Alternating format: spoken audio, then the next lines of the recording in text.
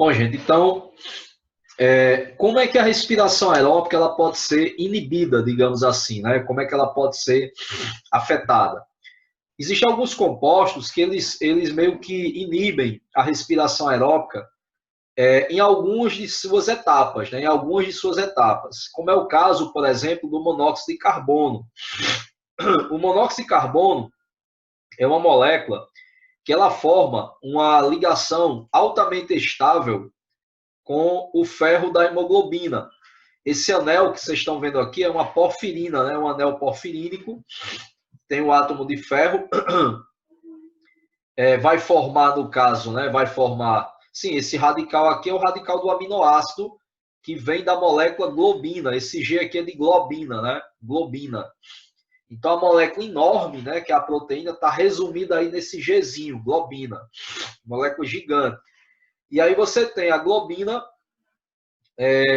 em um dos aminoácidos, né, com o seu radical, se ligando, fazendo uma ligação com o ferro. O ferro aqui no anel de porfirina, no anel porfirínico, o ferro faz 6 ligações, né, 4 com nitrogênio, uma com o radical do aminoácido, de um aminoácido da proteína globina, e a outra ligação ele pode fazer com gás oxigênio, pode fazer com CO2 e pode fazer com monóxido. Com gás oxigênio, a ligação é fraca. Que bom, porque uma vez que a ligação é fraca, esse oxigênio pode ser solto dessa molécula, pode ser liberado dessa molécula de hemoglobina. Lembrando que hemoglobina, aqui você tem um grupo M, né, que contém ferro, ligado à globina. Aí você forma a proteína, a metaloproteína, né, a proteína completa, que é a hemoglobina.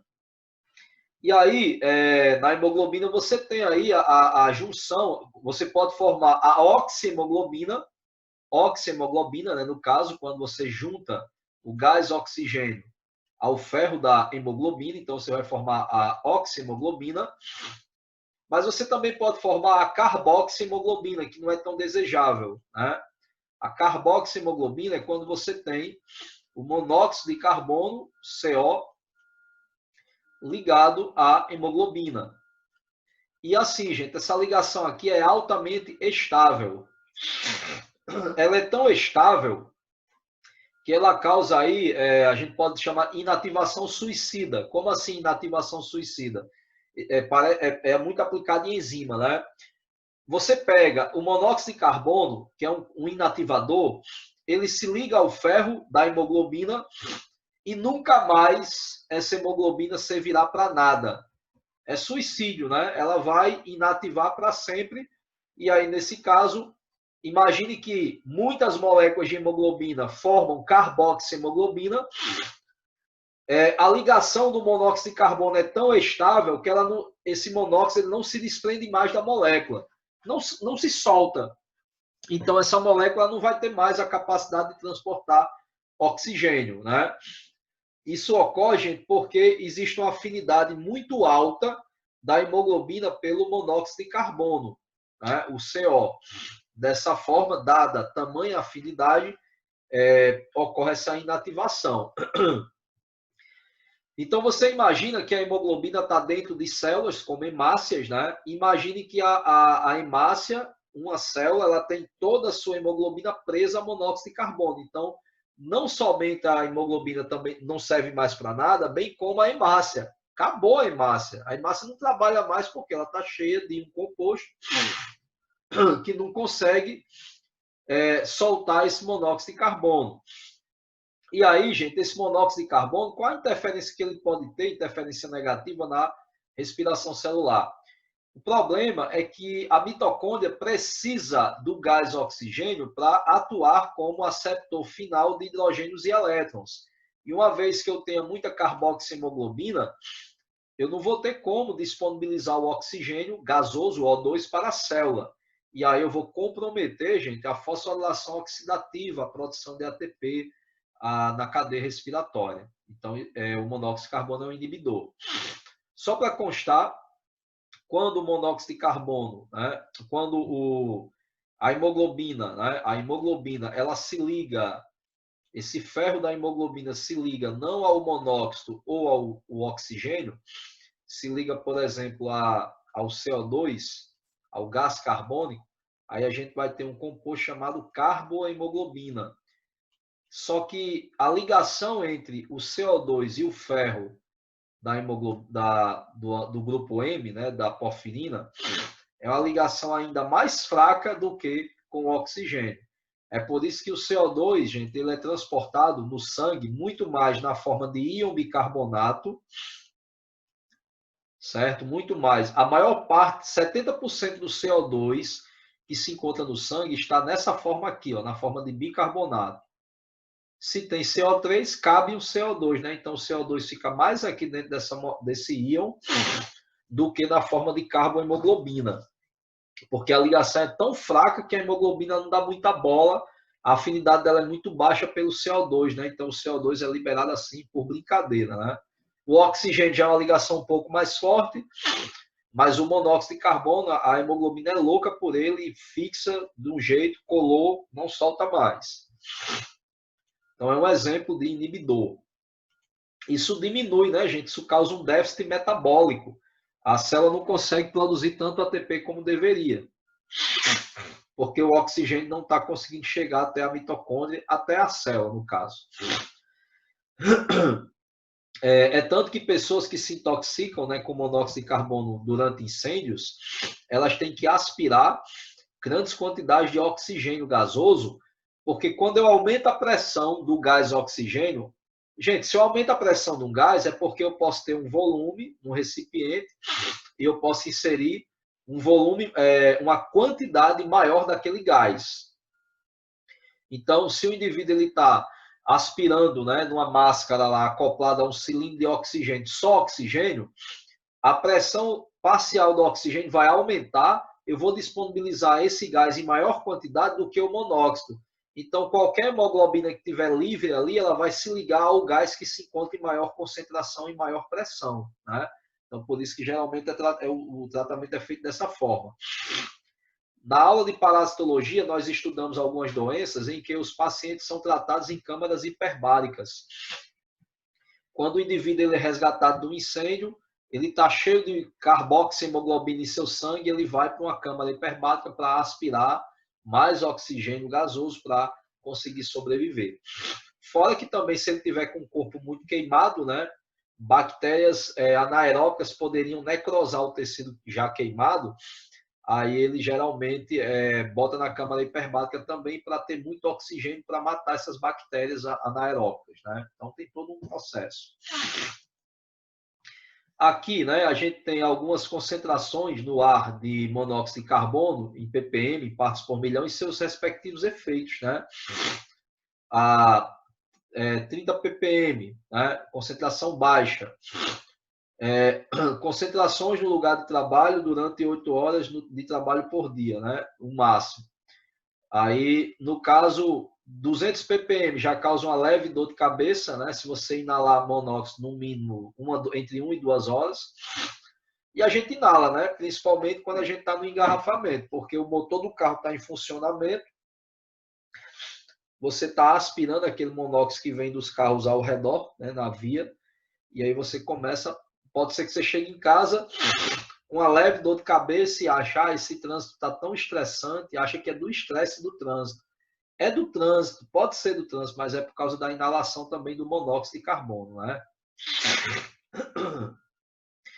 Quando você tem menos de 2% da concentração de monóxido no ar circulante, né, 1,28% do volume total de gases que existem no ar, já é morte, né, gente? Entre 1 e 3 minutos. Tem um vídeo em preto e branco ainda, né, que mostra, por exemplo, eu não sei se aquilo é filme, algum filme, ou se aquilo foi um vídeo real, né? Ou se é de algum filme aquilo, mas soldados nazistas orientando os judeus, né, nos campos de concentração, na verdade campos de extermínio, né, a entrarem em um caminhão-baú. Eles fecham o baú, acoplam a mangueira ao escapamento do caminhão e colocam numa abertura essa mangueira, né, e quando o cara começa a acelerar, todo aquele monóxido de carbono que sai do escapamento do caminhão entra no baú onde estão cheios de prisioneiros, né? E aí eles morrem pela inalação do monóxido de carbono, né? É uma morte em alta produção, né? A produtividade deles era matar, né? Matar judeus, né? Principalmente.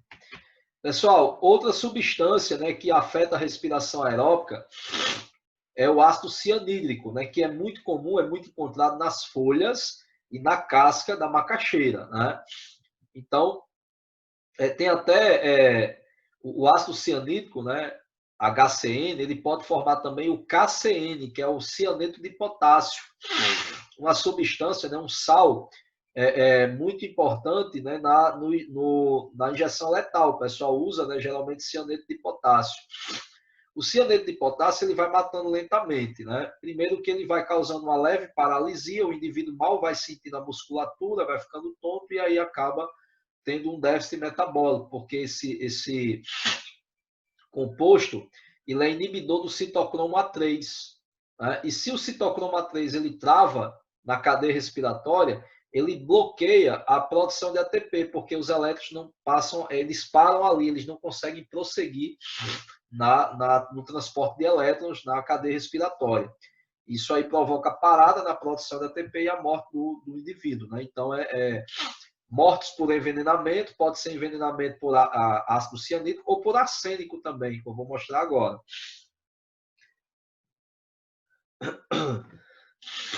Daqui a pouco eu mostro o arsênico. O ácido sulfídrico, né, na forma gasosa, gás sulfídrico, H2S, também é inibidor do citocromo A3, né? Muito parecido com o cianeto, e ele também pode promover essa morte em massa, principalmente em regiões aquáticas, onde esse ácido é despejado, né? Geralmente, solos que se localizam em áreas de extração de carvão mineral também concentram uma grande quantidade desse gás sulfídrico, né, do ácido, manguezais, e aí a vida aquática pode ficar comprometida quando eu tenho um excesso dessa substância. Ele também é inibidor do citocromo A3. Vocês têm uma noção como o citocromo ele é importante, né, no transporte de elétrons na cadeia respiratória? Uma célula, quando ela vai sofrer apoptose, ela determina uma ação na mitocôndria que é basicamente liberar o citocromo dela. A mitocôndria ela perde citocromo durante a apoptose. Ela perde citocromo durante a apoptose justamente para... Por quê? A célula está programando a sua morte, não faz o menor sentido ela continuar produzindo energia, produzindo ATP. Então, o que ela faz? Libera, né? Joga fora esse citocromo. O citocromo é muito importante, é uma metaloproteína, né, que está presente lá na cadeia respiratória. Existem vários tipos de citocromo, B, C, 3, A3. O arsênio, né, dizem, né, que foi essa substância que matou Napoleão envenenado, né? Não se provaram ainda, mas fizeram análise. Napoleão ele morreu em uma sala de jogos, né? Estava lá naquela sala, né, em lazer, em suas atividades de lazer, quando de repente morreu, apareceu morto. E aí, anos depois, as pessoas, alguns pesquisadores começaram a analisar, utilizando medicina forense, o que tinha ali naquela sala onde ele morreu, né? Descobriram que no papel de parede daquela sala onde Napoleão se encontrava, tinha mais arsênio do que o normal.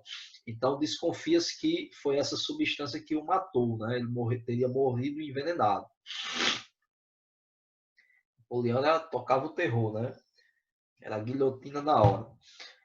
As substâncias à base de arsênio são capazes de se combinar com o ácido pirúvico. Então, você já tem uma interrupção do processo antes de começar, por exemplo, o ciclo de Krebs, porque o ácido pirúvico precisa gerar acetil. Dessa forma, elas impedem a ocorrência do ciclo de Krebs e, portanto, também da cadeia respiratória. Você já bloqueia o ciclo de Krebs, nem ocorre ciclo de Krebs, tampouco cadeia respiratória. Então, nesse caso, né, outra coisa, a falta de oxigênio em nível celular, chamada de anóxia celular é falta de oxigênio, né, na célula. também interrompe o fluxo de elétrons e bloqueia a produção de ATP, estabelecendo um paralelo entre a morte causada pelo envenenamento por cianeto e a morte causada pela anóxia. Percebemos que no primeiro caso ela ocorre pela inutilização do citocroma 3, que é a morte do cianeto, a morte do indivíduo por intoxicação por cianeto, causando inutilização do citocroma 3, já bloqueia a cadeia respiratória. E que no segundo, pela falta de oxigênio, ocorre pela falta do aceptor final de elétrons, que é o oxigênio. Então, vejam bem, aqui você tem monóxido de carbono inibindo difusão de oxigênio para a mitocôndria. Ou seja, eu vou inibir, vai faltar dentro da mitocôndria aceptor final de elétrons e hidrogênios. Ácido cianídrico, né, o cianeto, vai bloquear o citocroma 3. Então, não bloqueia o oxigênio, mas bloqueia o transporte de elétrons na cadeia respiratória. O gás sulfídrico faz a mesma coisa. E o arsênio, ele bloqueia o ácido pirúvico. Então, você nem tem ciclo de Krebs. Então, você já está voltando aí, né, da cadeia respiratória para o ciclo de Krebs, que não acontece. E aí você também tem uma morte por déficit de ATP, baixa produção de ATP. Ok? Gente, o ano passado caiu uma questãozinha que foi considerada uma das questões mais difíceis da prova, né? Hoje é fácil, né? Que a gente olha assim, não acredito que eu errei isso, tal. Essa questão foi do ano passado. Essa questãozinha foi muito importante porque a gente vê que a parte de metabolismo ela pode cair de formas diferentes. Caiu sobre um emagrecedor, né, gente? O pessoal usa isso aí para emagrecer, isso é proibido, né? O 2,4 de nitrofenol, DNP, é conhecido como desacoplador da cadeia de elétrons na mitocôndria e apresenta um efeito emagrecedor. Deixa eu dizer uma coisa para vocês. Quando eles falarem desacopladores, eu vou explicar. Aqui você tem a membrana interna da mitocôndria, certo? A membrana interna. Aí aqui você tem aquela subunidade chamada de F0, desculpa, FO. F0 não, FO. FO. Certo? Que é a subunidade da ATP sintase, ou sintetase. E aqui você tem a subunidade F1, que é a que gira, né, direto na matriz.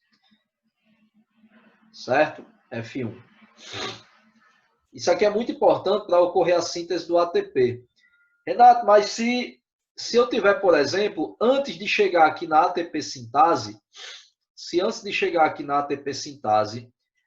quem é que passa, gente, por esse polo da ATP sintase para gerar ATP, para ajudar na formação de ATP? Quem é que passa? São os íons H+, né? H+. Perfeito. Íons H+. Existem moléculas que se localizam na membrana interna, como, por exemplo, a termogenina. A termogenina é uma proteína muito importante que ela é desacopladora da ATP sintase. Por quê? Porque o H+, ao invés de retornar pela ATP sintase, ele retorna pela termogenina. Aí a termogenina faz o quê? Gera calor e não ATP. Isso é muito importante, porque a termogenina é uma proteína presente no tecido adiposo marrom. Então, você está estimulando a quebra de gordura, né? A queima da gordura, utilizando, por exemplo, termogenina. Só que você já tem, precisa você tomar. Mas tem gente que faz o quê? Eu quero um extrato de termogenina para tomar. Ou então, as pessoas, se ela não pode tomar a termogenina diretamente, ela vai em busca de quê? De outros desacopladores. E aí eu tenho um monte de substâncias químicas que conseguem desacoplar a ATP sintase. Quando eu desacoplo a ATP sintase, eu começo a não produzir tanto ATP, chega a dar uma fraqueza em pensar. Sua mitocôndria não está conseguindo produzir ATP por causa da ATP sintase, né? Está inibida, está desacoplada. Todo o H+ está fugindo para desacopladores. Drogas, gente, drogas. Termogênicos, né? Termogênicos. São desacopladores. Só que tem alguns termogênicos que são liberados. Diga aí que loucura, o cara vai praticar atividade física, precisa de ATP, aí toma um termogênico. Ele vai conseguir produzir ATP? Vai. Até porque ele tem uma reserva de gordura, porque o termogênico ele é utilizado com a ideia de emagrecer, promover emagrecimento. Aí o indivíduo toma o termogênico antes de praticar atividade física, faz a atividade física mediante o uso do termogênico e aí vai queimando mais gordura, né? Vai emagrecer. Só que tem algumas drogas que elas são muito desacopladoras, né? Tem drogas que elas desacoplam muito. E aí, no caso de nitrofenol, o DNP é um deles, né? Então, vamos ler aqui a questão do ano passado. O 2,4 de nitrofenol, DNP, é conhecido como desacoplador da cadeia de elétrons na mitocôndria e apresenta um efeito emagrecedor. Contudo, pode ser perigoso e, pela ocorrência de casos letais, seu uso como medicamento é proibido em diversos países, inclusive no Brasil. Mas tem gente que usa, né? Teimoso. Na mitocôndria, essa substância captura no espaço intermembranas. Olha aqui que eu nem fiz, né? Eu fiz só a membrana interna, mas aqui eu teria a membrana externa, aqui, ó, em vermelho, por exemplo, e aqui o espaço intermembranas, certo? Na mitocôndria, essa substância captura no espaço intermembranas prótons H+, provenientes da atividade das proteínas da cadeia respiratória. Então, quando o citocromo está lá, feliz da vida, pega, né? Quando a coenzima Q está lá, feliz da vida, pega complexo 2, né? Succinato fumarato desidrogenase, pega o elétron, aí vem esses desacopladores e fazem o quê? Roubam, né? E além disso, eles também roubam os H+, que são bombeados, porque esse H+, ele precisa voltar pela ATP sintase para gerar força protomotriz, e aí eu tenho a produção de ATP. Se ele não volta pela ATP sintase, fica difícil produzir ATP. Então, na mitocôndria, essa substância captura no espaço intermembranas prótons H+, provenientes da atividade das proteínas da cadeia respiratória, né, que são os complexos bombeadores também. Transportadores e, ao mesmo tempo, bombeadores. Complexo 1, complexo 3 e complexo 4. São os únicos que bombeiam H+. No espaço intermembranas, prótons H+, provenientes da atividade das proteínas da cadeia respiratória, retornando-os à matriz mitocondrial. Como é que ele retorna? ATP sintase. Assim, esses prótons não passam pelo transporte enzimático. Que enzima é essa? Está aí, ATP sintase, que está na membrana interna. O efeito emagrecedor desse composto está relacionado ao ou a. Letra A. Obstrução da cadeia respiratória, resultando em maior consumo celular de ácidos graxos. Olha aí. Olha aí. Eu vou obstruir a cadeia respiratória. Como é que eu vou consumir ácido graxo se eu estou morto? Porque se eu obstruir a cadeia respiratória por muito tempo, eu morro. Não vai ter ATP nem a pau, né? Eu vou obstruir a cadeia respiratória, vou tentar produzir ATP por fermentação lá no citoplasma, aí é decepcionante, né, gente? Porque a fermentação só gera 2 ATP e neurônio não faz fermentação. A primeira célula que morre é neurônio. Então, e você pega o ácido graxo e joga no ciclo de Krebs para depois cadeia respiratória, né, também? Só que nesse perfeito, né? Eu vou ter que fazer a oxidação do ácido graxo dentro da mitocôndria, que é a beta-oxidação. A beta-oxidação ela não é feita na mitocôndria quando ela é feita no citoplasma pelo peroxissomo. Mas, no geral, ela é feita dentro da mitocôndria. Aí eu preciso, né, depois gerar acetil para ter ciclo de Krebs. Então, está errada a letra A. Letra B, bloqueio das reações do ciclo de Krebs, resultando em maior gasto celular de energia. Não, gente. Até porque o dinitrofenol está relacionado à cadeia respiratória e não ao ciclo de Krebs. É o arsênio, ou arsênico, né, que vai se ligar ao ácido pirúvico e já bloquear de cara a ocorrência do ciclo de Krebs. Então, está errada a letra B.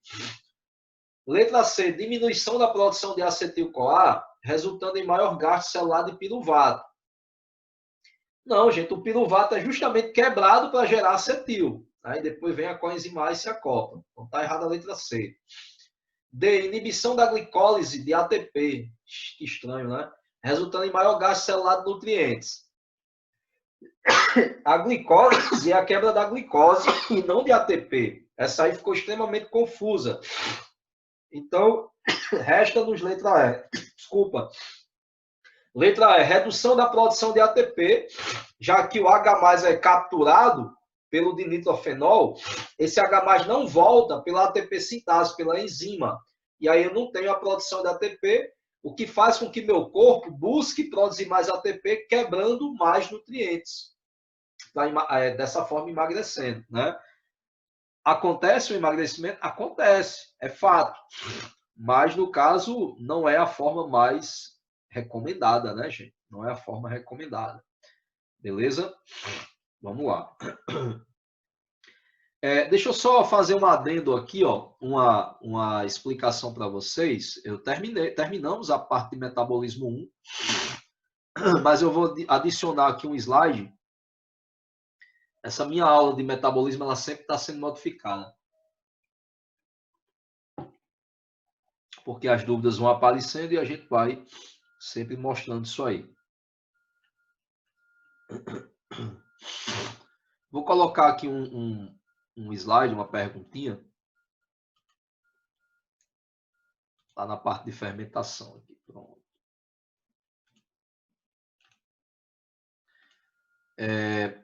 Vamos lá.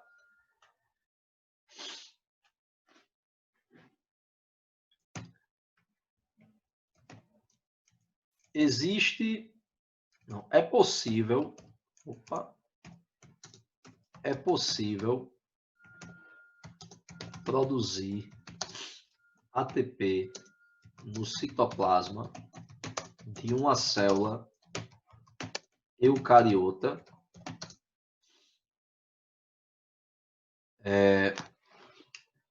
é possível produzir ATP no citoplasma de uma célula eucariota por algum processo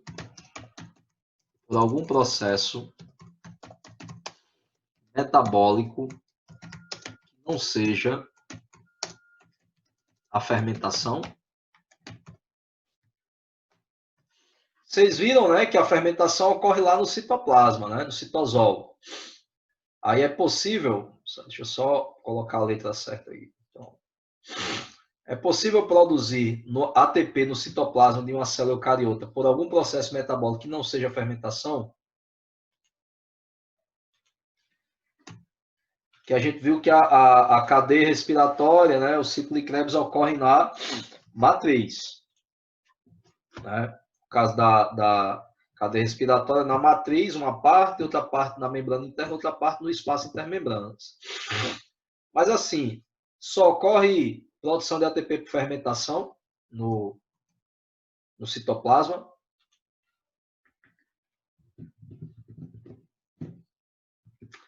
Pessoal, vamos lá. Já que eu toquei no assunto do dinitrofenol, que tem uns malucos aí utilizando como termogênico, eu vou falar de outro suplemento. Um suplemento. Só que é um suplemento baseado em uma coisa que nós já temos, nós já produzimos. É uma proteína chamada creatina. Que é ela que adiciona fosfato, né? Isso, essa creatina mesmo, né? A creatina, o que ela faz, né? A creatina, isso é o que a gente chama de metabolismo fosfogênico. A resposta é possível, sim, produzir ATP no citoplasma de uma célula eucariota por um processo metabólico que não é a fermentação. É o chamado metabolismo fosfogênico ou fosfatogênico. Aqui você tem, por exemplo, vou botar a creatina aqui. Eu vou tirar a creatina. Eu vou colocar logo o ATP. Eu vou explicar o processo direitinho a vocês. ATP será hidrolisado, liberando ADP mais fosfato. Né? Fosfato inorgânico. Então, o que vai acontecer? Eu vou ter uma quebra de ATP, né? Então eu vou ter um gasto energético. Tem aqui um gasto energético, atividade física, demanda um gasto energético. Né? Então eu vou ter atividade física. Em seguida eu vou ter o quê? Um gasto.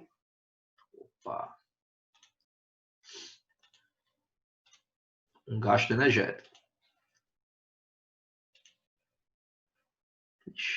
Limpei aqui só um instante. Atividade física. Certo? E aí eu terei um gasto energético. Tá aqui. Aumenta a demanda por energia, né? Dentro da célula. Demanda energética, né? Gasto energético. E aí, gente, esse gasto energético começa a acontecer. Então, eu vou ter, ó, uma redução na quantidade de ATP. A ATP vai caindo, né? Por quê? Porque eu estou gastando, né? Né? A lógica.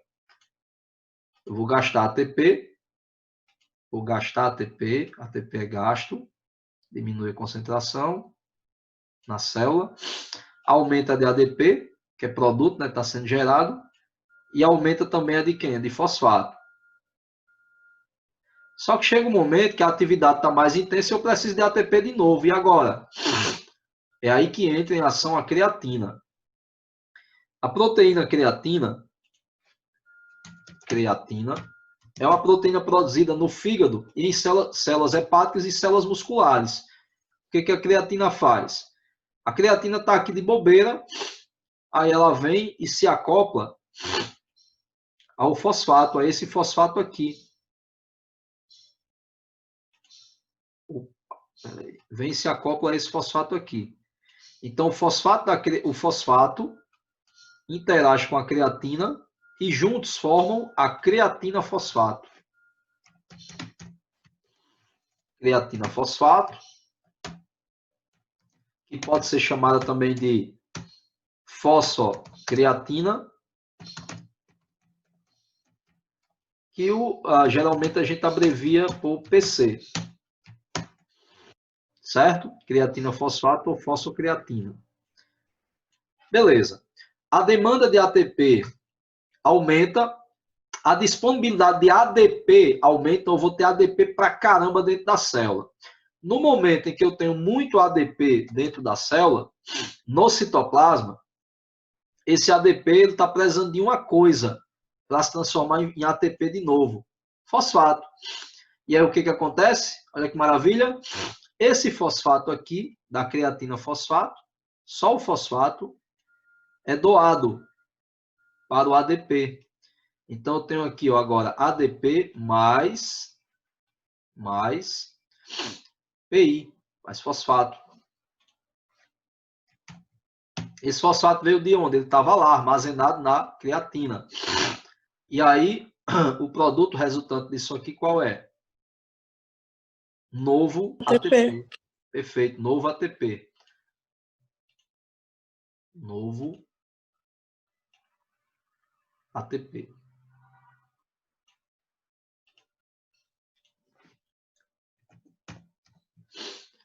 E a creatina volta a ser creatina de novo.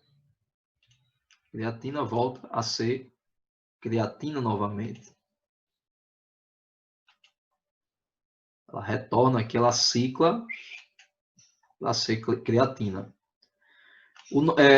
Tem uma enzima, né, que é a CK, a creatina quinase, ou sinase, que é a creatina adicionando fosfato, né, ao ADP. É a CK, ela participa dessa reação aqui. Então, nesse caso, o que a gente tem? A gente tem um metabolismo chamado metabolismo fosfogênico. Metabolismo fosfatogênico ou metabolismo fosfogênico. E aí tem um bocado de maluco que faz o quê? Toma creatina doidado para potencializar essa síntese de ATP. Para exercício anaeróbico, até vai, né? Musculação, porque você vai ter o ATP, é como se o ATP nunca acabasse dentro do músculo. Aí você sempre tem aquele gás para ficar lá fazendo exercício manhã, tarde e noite, né? Dormindo, morando dentro da academia. Tem alguns atletas que usam ATP? Tem. Por exemplo, o cara que faz uma corrida de 100 metros. Em uma corrida de 100 metros não dá nem tempo, ele cansa muito, mas não dá nem tempo dele cansar como uma maratona, né? Corrida de 100 metros acaba em 10 segundos ou menos, né? O recorde mundial do Bolt. Mas assim, o cara demanda tanta energia para realizar aquela prova, é tão extenuante, tão desgastante, que às vezes o músculo compensa produzindo ATP dessa forma. Então, se o cara tiver tomado creatina antes, ele vai conseguir. O nadador, Qual a importância na natação? É muito importante a largada. A largada diz muita coisa, né? Então, quanto mais força no músculo você tiver para impulsionar você para ir o mais distante possível, você começar a nadar, melhor. E aí essa força muscular depende de ATP. Aí muitas vezes o cara também faz uso da creatina, né? Mas a galera da musculação exagera, né? Toma creatina demais. E ela é uma proteína, né, gente? Quando a gente exagera no consumo de vários tipos de proteínas, incluindo a creatina, nós poderemos ter o quê? Uma necessidade de metabolizar, de gerar resíduos dessa proteína, e um dos resíduos é a creatinina, que está presente lá no exame de urina. Quando você tem muita albuminúria, muita albumina no sangue, aí aparece na urina, creatinina demais, ácido úrico, né? Você pode ter problemas renais pelo abuso da creatina, né? Problema hepático e também renal, né? Pelo abuso. Então, é vendido, né? Comercializado. Ah, então vamos proibir o comércio. Não, é comercializado para você usar de forma racional, né? Não de forma abusiva. Beleza? Então, isso aí é o metabolismo fosfogênico. Se quiserem printar, tranquilas, né? Se quiser printar. E é com isso que a gente encerra a parte 1 de metabolismo, né? A parte de respiração, fermentação, respiração aeróbica, anaeróbica. E a gente vai agora para a fotossíntese. E vai ser mais tranquilo, né? Massa, Ju, já anotou, né? Vai ser mais tranquilo vocês entenderem fotossíntese, uma vez que vocês já viram a parte de respiração, fermentação também, ok? Tem 1 minuto de novo, eu vou encerrar a aula e a gente começa no novo tempo de aula. Já já a gente volta. Deixa eu só pausar aqui, parar a gravação e a gente continua. Até já.